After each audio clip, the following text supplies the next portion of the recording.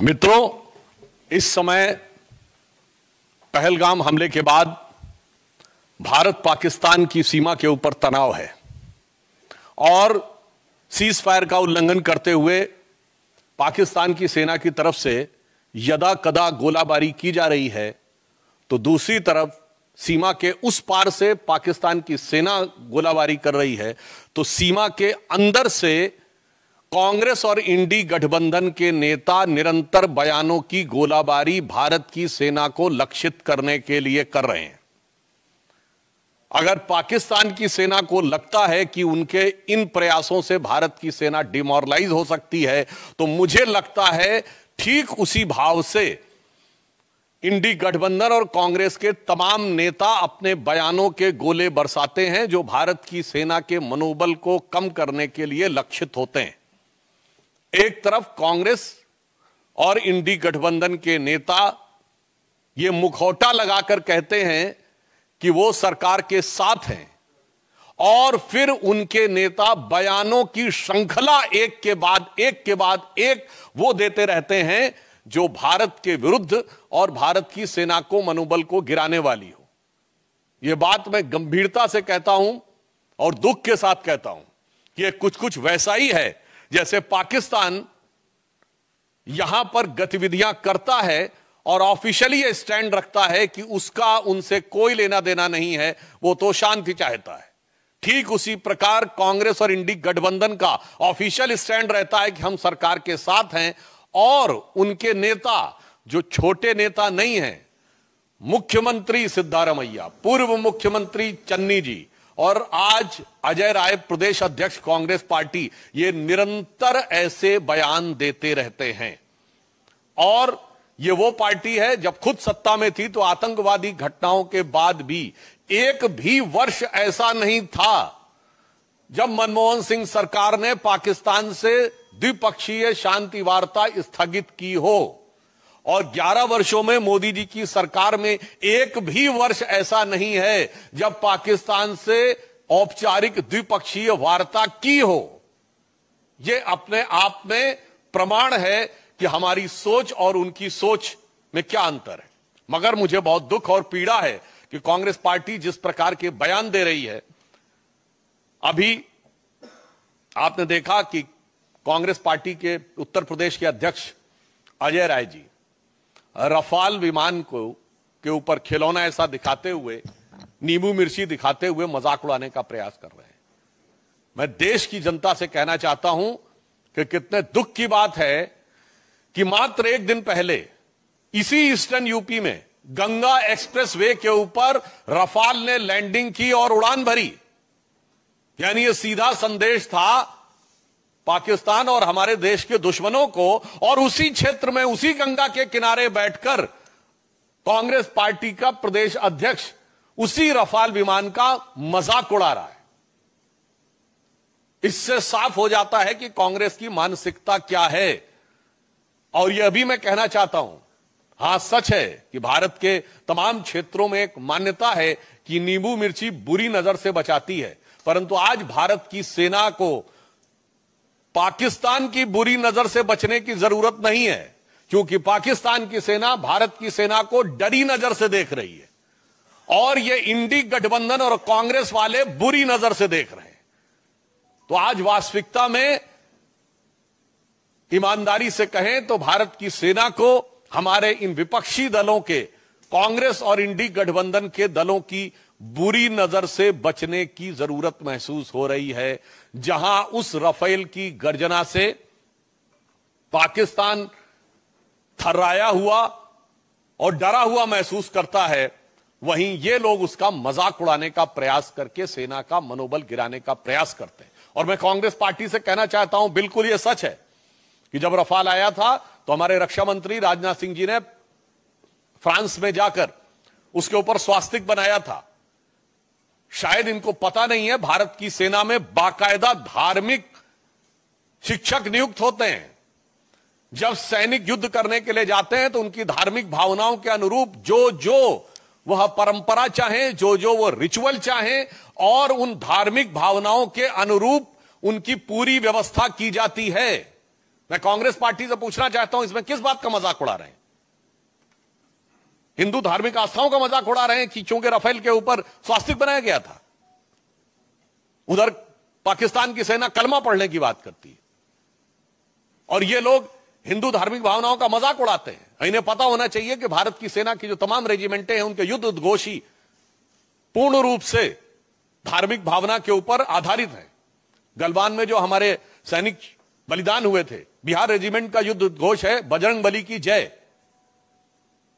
Gorkha regiment का युद्ध उद्घोष है आयोरी गोरखाली जय महाकाली। राजपूत रेजिमेंट का युद्ध उद्घोष है राजा रामचंद्र की जय। मैं पूछना चाहता हूं, आज मैं फिर यह बात गंभीरता से कह रहा हूं, आप सब ने फिफ्थ कॉलमनिस्ट वर्ड सुना होगा। 1936 से 39 के बीच में जो स्पेनिश सिविल वॉर हुई थी, तो स्पेन में यह माना जा रहा था कि चार तरफ से दुश्मन की सेनाएं आगे बढ़ रही थी, परंतु उसमें फ्रेज यूज किया था, उन्होंने कहा था 4 columns are approaching from all the 4 sides, but there is a 5th column which is supporting those who are working against the interest of Spain at the time. आज कांग्रेस पार्टी और इंडी गठबंधन 5th columnist की तरह हो गया है कि अगर दुश्मन की सेनाएं बाहर से घात लगाकर बैठी हैं तो ये इसी प्रकार से उनका मनोबल बढ़ाने का काम कर रहे हैं। और यह बात मैं ऐसे ही नहीं कह रहा हूं, आप सब मीडिया से जुड़े हुए हैं। मैं आपसे पूछना चाहता हूं कि आपने पाकिस्तान के कितने नेताओं के बयान भारत की मीडिया में देखे हैं जो भारत के पक्ष में कोट किए जा रहे हो? एक भी नहीं। बिल्कुल मैं मानता हूं कि भारत की सेना पाकिस्तान की सेना से बहुत शक्तिशाली है।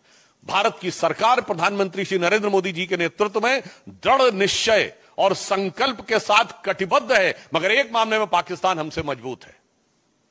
वो इस मामले में कि पाकिस्तान में एक भी नेता वहां की सेना का मनोबल गिराने के लिए कोई बयान नहीं दे रहा है। भारत में ऐसे बयानों की झड़ी लगी हुई है। पाकिस्तान के एक भी नेता का बयान भारत की मीडिया में हाईलाइट नहीं हो रहा है। दूसरी तरफ हमारे इंडी गठबंधन के तमाम नेताओं के बयान, वहां पर सिद्धारमैया जी का बयान, चन्नी जी का बयान, बाकायदा वहां की मीडिया में किस ढंग से बोले जा रहे हैं। वहां के राजनीतिक विश्लेषक वहां की टीवी डिबेटों में बैठकर भारत के राजनीतिक दलों का नाम लेकर, नेताओं का नाम लेकर यह शब्द प्रयोग कर रहे हैं कि सब लोग हिंदुस्तान में मोदी के साथ नहीं हैं। यहां तक शब्द प्रयोग किए गए, इसके वीडियो अवेलेबल हैं, राजनीतिक दलों का नाम लेकर कि ये लोग हमारे साथ हैं। और मैं विपक्ष दलों को भी बताना चाहता हूं कि विपक्ष में आचरण कैसे किया जाता है, यह उन्हें ध्यान रखना चाहिए। 2010 या 11 या 12 की बात है जब पाकिस्तान के तत्कालीन प्रधानमंत्री नवाज शरीफ ने हमारे तत्कालीन प्रधानमंत्री स्वर्गीय मनमोहन सिंह जी के लिए आपत्तिजनक शब्दों का प्रयोग किया था, देहाती औरत और जाने किस किस संदर्भ में बोला था। उस समय हमारे वर्तमान प्रधानमंत्री और उस समय गुजरात के मुख्यमंत्री नरेंद्र मोदी जी ने दहाड़ कर कहा था कि कौन होता है पाकिस्तान हमारे 125 करोड़ भारतवासियों के प्रतिनिधि प्रधानमंत्री के बारे में टिप्पणी करने वाला। दूसरा मैं उदाहरण बताना चाहता हूं, 1995 में जिनेवा में पाकिस्तान संयुक्त राष्ट्र संघ में भारत के विरुद्ध प्रस्ताव ला रहा था और उस समय हमारे नेता प्रतिपक्ष अटल बिहारी वाजपेयी जी भारत के प्रतिनिधिमंडल का नेतृत्व करते हुए उस समय कांग्रेस की नरसिम्हा राव सरकार का समर्थन करते हुए वहां गए थे और उन्होंने पूरा क्रेडिट भी उस सरकार को दिया था। और ये मैं ऑन रिकॉर्ड कह रहा हूं, जाके कोई चेक कर सकता है। उस समय पाकिस्तान की प्रधानमंत्री बेनजीर भुट्टो थी और उन्होंने कहा था, देखो ये कैसा देश है जहां का मुख्य विपक्षी दल का नेता प्रतिपक्ष सरकार का समर्थन करता है और एक हमारा देश है। यानी उस समय पाकिस्तान के लिए उन्होंने कहा था जो लोग सरकार का विरोध करते हो, और आज देखिए वही स्थिति हो गई।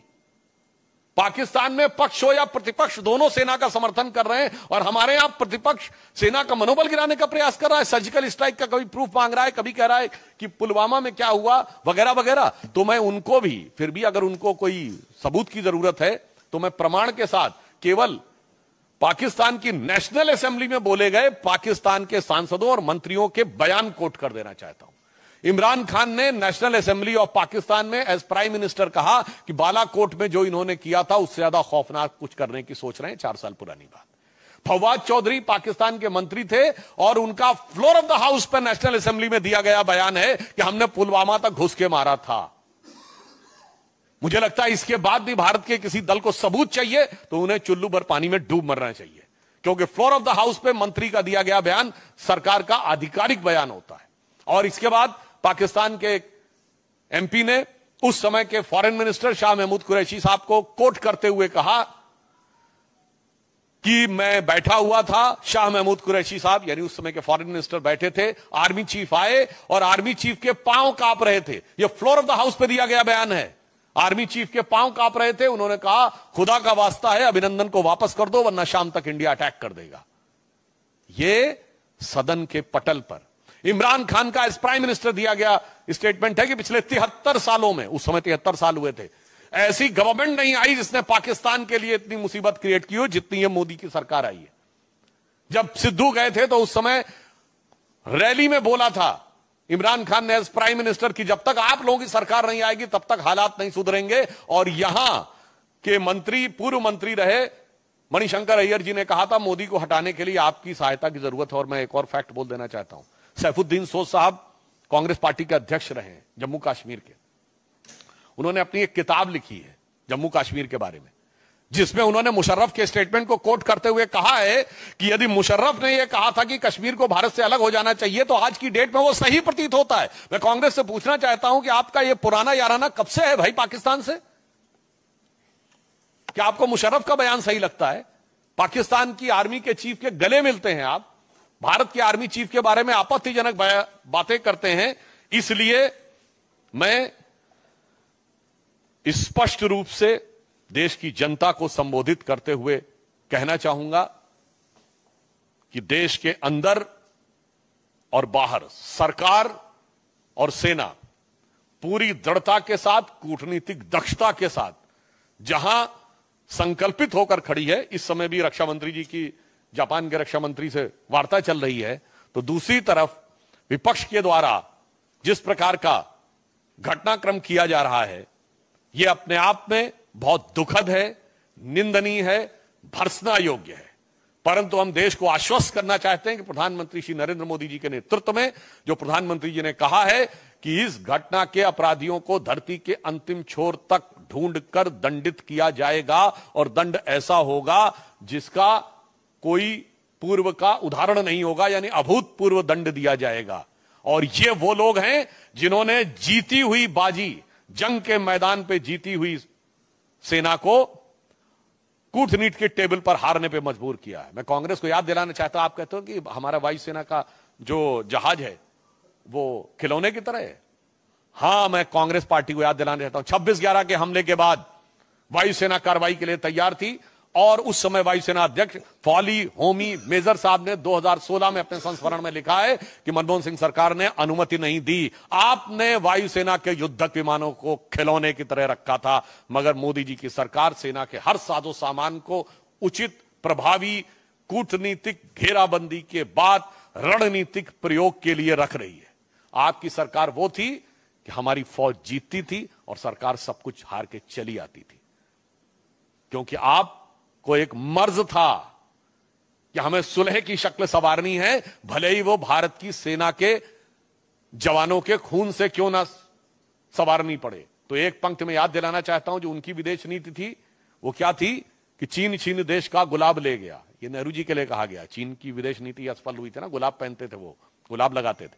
चीन छीन देश का गुलाब ले गया और ताशकंद में वतन का लाल सो गया, और ये सुलह की शक्ल को संवारते रहे, जीतने के बाद बाजी हारते रहे। मगर अब सरकार वो है जो जंग और कूटनीति के मैदान दोनों के ऊपर प्रभावी उत्तर देने के लिए तैयार और कृत संकल्पित खड़ी हुई है।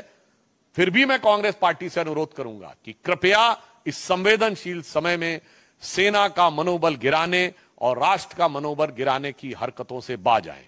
धन्यवाद। प्रश्न सादर आमंत्रित है रविकांत राय।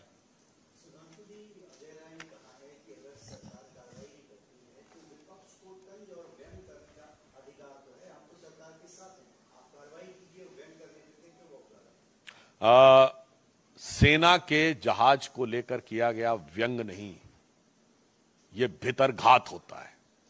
मैं विनम्रता और दृढ़ता से कहना चाहता हूं, कभी भी युद्ध या युद्ध के समकक्ष स्थिति में बताएं जब हमारी पार्टी ने विपक्ष में रहते हुए कांग्रेस पर कोई व्यंग या तंज किया हो। और मैं पूछ रहा हूं, इतने अधीर क्यों हो रहे हैं भाई? अभी कितना वक्त गुजर गया है और इनकी पार्टी 26/11 के हमले के मात्र 9 महीने बाद जुलाई 2010 में शर्मल शेख में पाकिस्तान से ज्वाइंट डिक्लेरेशन साइन करती है, जिसमें बलूचिस्तान भी हिस्सा होता है, और कहते हैं कि टेरर अटैक से टॉक्स प्रभावित नहीं होंगी। अजय राय जी को नहीं पता हो तो मैं बताना चाहता हूं, हवाना में जाकर मनमोहन सिंह सरकार ने कहा पाकिस्तान आतंकवाद से पीड़ित देश है। इसलिए मैं कहना चाहूंगा, भाई बोलने से पहले अपनी फितरत देख लो, अपनी हिम्मत देख लो, और उसके बाद देखो कि इस सरकार ने क्या हिम्मत दिखाई है। संजय शर्मा।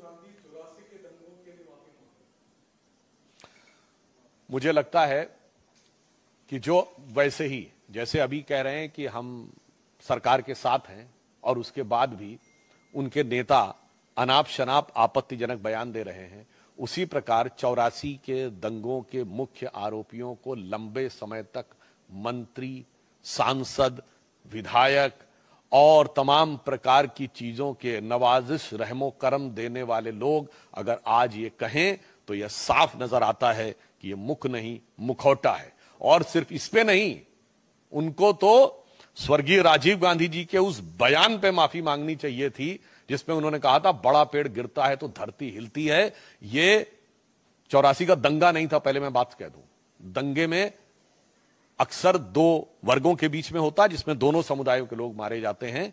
ये नरसंहार था जिसमें दंगाइयों के द्वारा भी एक ही समुदाय यानी सिख मारे गए और पुलिस की गोली से भी एक ही समुदाय यानी सिख मारे गए। और उसके बाद भारत के प्रधानमंत्री ने कहा था बड़ा पेड़ गिरता है तो धरती हिलती है। तो पहले वो सही बता दें राहुल गांधी जी, आप सही कि आपके स्वर्गीय पिताजी सही? ऐश्वर्य Jain.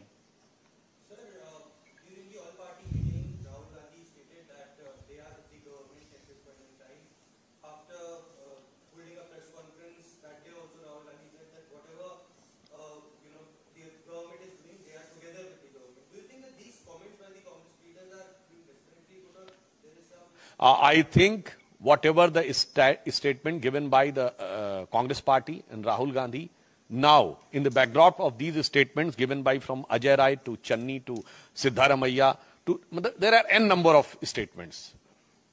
It seems that that is nothing but a mask to cover the real and ugly face of Congress' nefarious design to find out some political opportunity or some appeasement politics even at this hour of crisis. अंकित गुप्ता।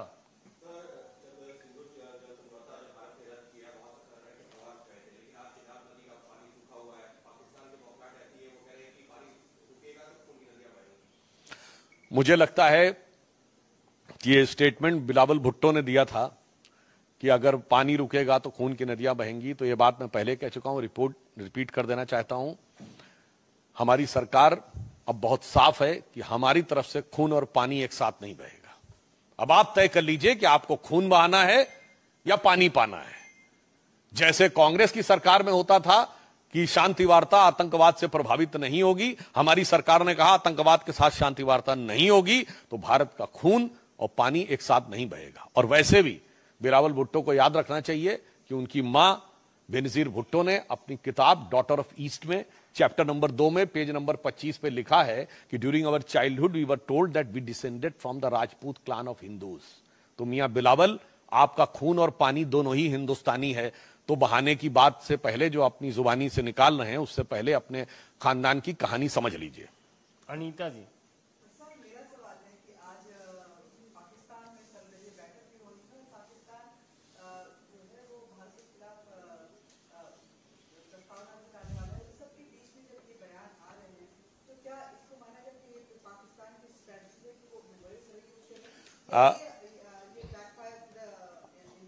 देखिए यही बात है, अगर पाकिस्तान में सर्वदलीय बैठक या सत्र बुलाया जा रहा है तो वहां कोई विपक्षी दल वहां की सेना या सरकार के खिलाफ नहीं बोल रहा है, न डायरेक्ट न इनडायरेक्ट, न प्रत्यक्ष न व्यंग,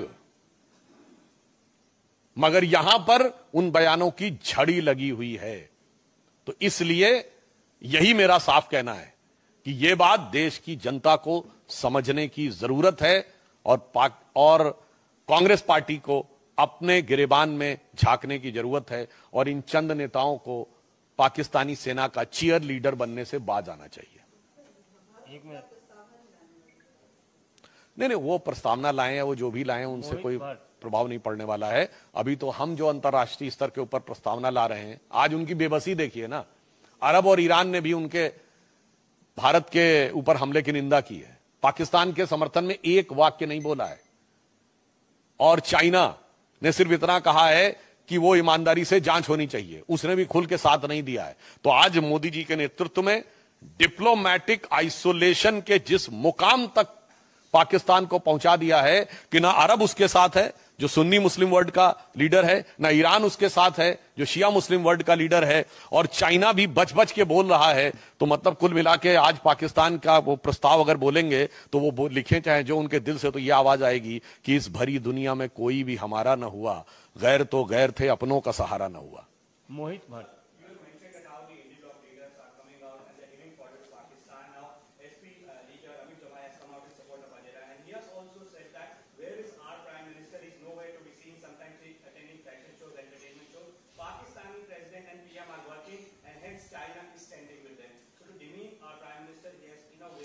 This is nothing but a series of like the serial blast used to happen during the Congress regime when they were in power. There was unending terrorist attack and serial blast. So when they are out of power, these type of serial statements are coming. Aman.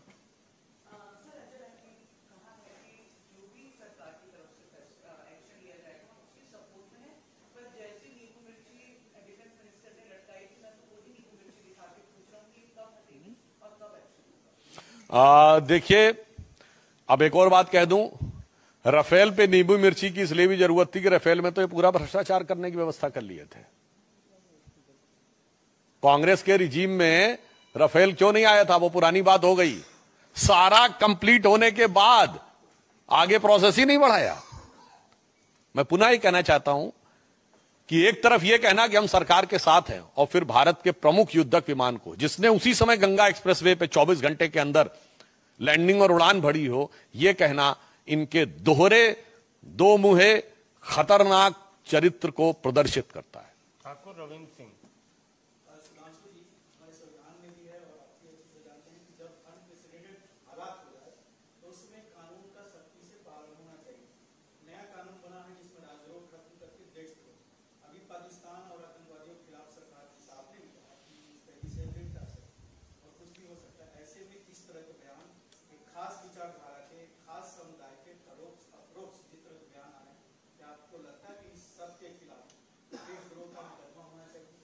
देखिए, इस विषय के ऊपर बयानों का जो भी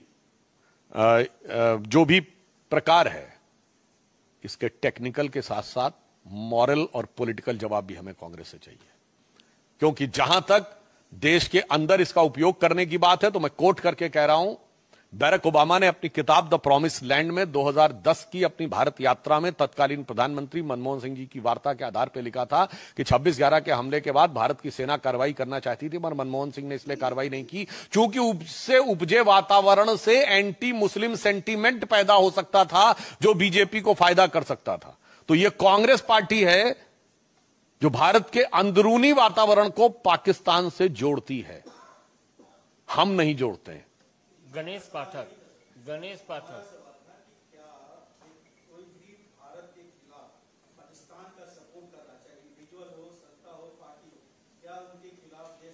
हाँ, यदि वो कोई अपराधी करे तो आपराधिक मुकदमा होना चाहिए, और नेता करे तो पहले उसको जवाब देना चाहिए। संविधान की शपथ लेके करने वाला नेता इस टेक्निकल चीज के पीछे नहीं छुप सकता, पहले नैतिकता का जवाब दे, जिसने संविधान की शपथ लेकर भारत की संसद में प्रवेश किया है। गणेश पाठक।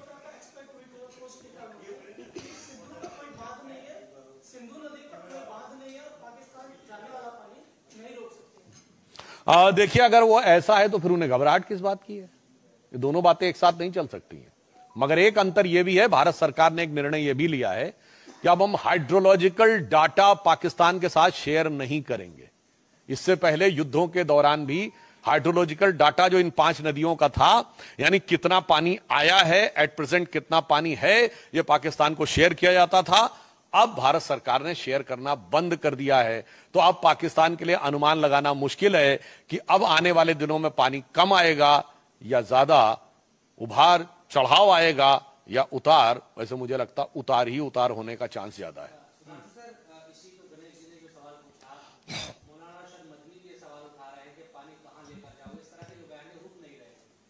देखिए, ये जिस प्रकार के लोग बयान दे रहे हैं, मैं पुनः ये बात कहना चाहता हूं, अब या तो उनकी समझ बहुत विचित्र है, क्योंकि जो हमारे विपक्षी दल हैं उनके सामने बड़ी समस्या हो जाती है, वो हर चीज के एक्सपर्ट हो जाते हैं। अब पानी कहां लेके जाएंगे, तो मुझे लगता है हाइड्रोलॉजी के एक्सपर्ट हो गए, या वो सिविल इंजीनियरिंग के एक्सपर्ट हो गए। जब राफेल की बात आती तो एरोनॉटिकल इंजीनियरिंग के एक्सपर्ट हो जाते हैं। जिस समय वैक्सीन की बात आती तो सेलुलर माइक्रोबायोलॉजी के एक्सपर्ट हो जाते हैं।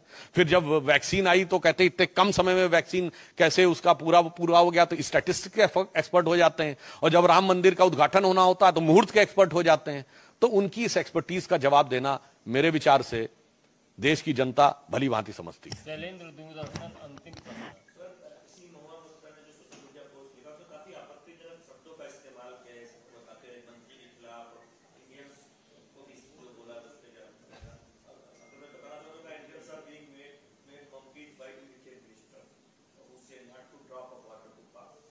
एक्चुअली में ऐसा है कि इंडी गठबंधन के जो नेता हैं, मैं पुनः कह रहा हूं, वो जो ये बयान देते जा रहे हैं उनके चेहरे पर से वो नकाब उतरता चला जा रहा है, और ये सारे के सारे लोग एग्जैक्टली अपनी पार्टी और गठबंधन का असली चरित्र उजागर करते चले जा रहे हैं।